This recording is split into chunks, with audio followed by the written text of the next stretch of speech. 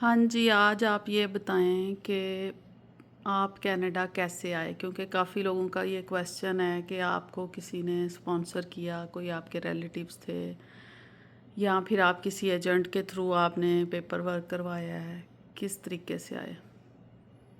नहीं, मैंने खुद ही अप्लाई किया था। और पहले तो ऐसा कोई इरादा नहीं था आने का, लेकिन बस फिर पाकिस्तान के जो हालात हो रहे थे बच्चों की एजुकेशन के हवाले से, और प्राइवेट सेक्टर में क्योंकि मेरी जॉब थी, तो उसमें भी कोई अनसर्टेनिटी बहुत ज़्यादा थी। इस वजह से फिर मैंने सोचा चलें अब ये ट्राई कर ही लें। हमारी फैमिली के सारे लोग ही पहले से ही बाहर सेटल्ड हैं, तो हम ही थे एक जो पाकिस्तान में थे। तो हमने सोचा चले हम भी फिर ट्राई कर लेते हैं, देख लेते हैं, ये मज़ा भी चख लेते हैं। तो वो फिर उस तरह से मैंने खुद ही अप्लाई किया था, क्योंकि मेरा मैनेजमेंट का एक्सपीरियंस था। और अगर आप मैंने प्रोविंशियल नॉमिनी प्रोग्राम के थ्रू अप्लाई किया, तो उसमें उसकी स्लॉट भी थी।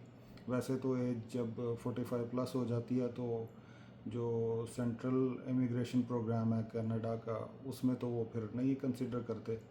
हुँ, तो मैंने फिर प्रोविंशियल में किया था। दूसरा प्रोविंशियल में ये होता है, जैसे मैंने सस्केचुअन में किया, तो इसका प्रोविंशियल बाकी भी जितने हैं सब में आपके कनेक्शन के पॉइंट्स आपको मिलते हैं। तो मुझे हमें ये था कि मेरा क्योंकि भाई यहाँ पे था, तो मुझे ये एडवांटेज था कि उसके पॉइंट्स भी मुझे 20 पॉइंट्स होते हैं उसके, तो अच्छा खासा एक उससे वेटेज बढ़ जाती है आपकी।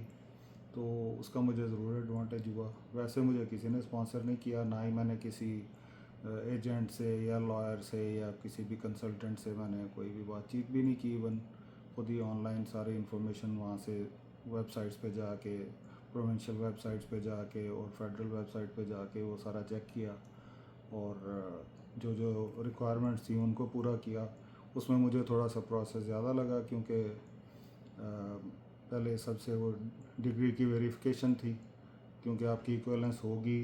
क्योंकि जो मेरे जॉब की डिस्क्रिप्शन थी, वर्क एक्सपीरियंस था, और वो इंजीनियरिंग के बेस की थी, तो फिर मुझे अपनी डिग्री भी उसको वेरीफाई करवाना था, तभी उस इक्वलेंस पे मैं यहाँ पे अप्लाई कर सकता था। हुँ, तो मेरी रशिया की डिग्री थी, तो फिर वहाँ से वो सारा प्रोसेस करवाना पड़ा।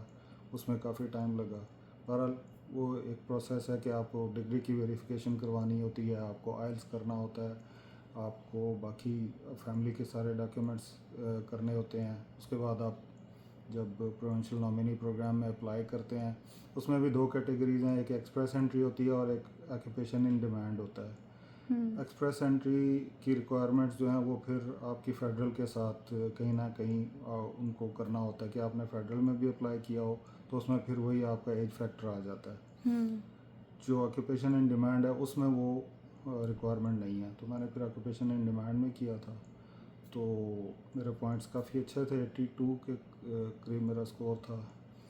इस वजह से उन दिनों जो चल रहा था ड्रॉज में जो आ रहा था, वो 68 70 72 यहाँ तक आते थे। तो मेरे वो पॉइंट्स काफ़ी अच्छे थे। अप्लाई करने के फ़ौर बाद ही मुझे उसका आ गया था रिस्पांस, इनविटेशन टू अप्लाई। वो हुँ, मैंने किया। उसके बाद फिर फर्दर प्रोसीजर है। एक दो स्टेप्स ऐसे आए जिनमें मुझे कहीं पे डॉक्यूमेंटेशन के लिए हेल्प की ज़रूरत थी, लेकिन मैं दो तीन कंसल्टेंट से भी बात की, तो वो लोग भी ज़ीरो थे। तो हुँ, जो लोग भी करना चाहते हैं खुद स्टडी करें, खुद से थॉरोली उसको स्टडी करें, डिस्कस लोगों से कर लें जो पहले से कर चुके हैं, उनसे डिस्कस कर लें, क्योंकि वो बेस्ट लोग हैं जिन्होंने पहले से खुद से प्रोसेस किया है, उनको उसका एक्सपीरियंस भी है। हुँ, जो एजेंट्स के पास चले जाते हैं, एजेंट्स मेरे को और जानने वाले कज़न हैं, उनका केस उन्होंने ख़राब कर दिया, उनको नहीं हुआ। हालांकि वो बहुत, मेरे हिसाब से वो मेरी तरह बहुत स्ट्रॉन्ग कैंडिडेट थे, बल्कि उनका भी बहुत अच्छा था, एक्सपीरियंस भी था। ऑक्यूपेशन इन डिमांड में भी वो आते थे, यानी उसके जो इन डिमांड ऑक्यूपेशन या उनकी कैटेगरी में वो फॉल करते थे, लेकिन फिर भी उनका नहीं हो सका, क्योंकि उसने कहीं पे ओवर स्टेटमेंट उनकी दे दी, कहीं ना कहीं वो ऐसे डॉक्यूमेंट्स दे दिए जिनको बाद में फिर प्रॉब्लम हुआ उनको। तो हुँ, स्ट्रेट फॉरवर्ड रहें, सीधे सीधे जो डॉक्यूमेंट आप इजीली दे सकते हैं, जिनमें कोई आपको फेक डॉक्यूमेंट नहीं करने पड़ते, वो वाली चीज़ें ही दें, ताकि आपको कल को मसला ना हो। क्योंकि अभी रिसेंटली ये सुनने में भी आ रहा है कि जो लोग कोई फेक डॉक्यूमेंट्स की बेस पे आए भी हैं, उनके बाद में वो वेरीफाई करते हैं, तो जैसे ही पता चलता है वो आपको फिर वापस भेज देंगे। तो रिस्क ऐसा मत लें। सही, ठीक है, थैंक यू। बाकी बात बाद में करेंगे। इंशाल्लाह।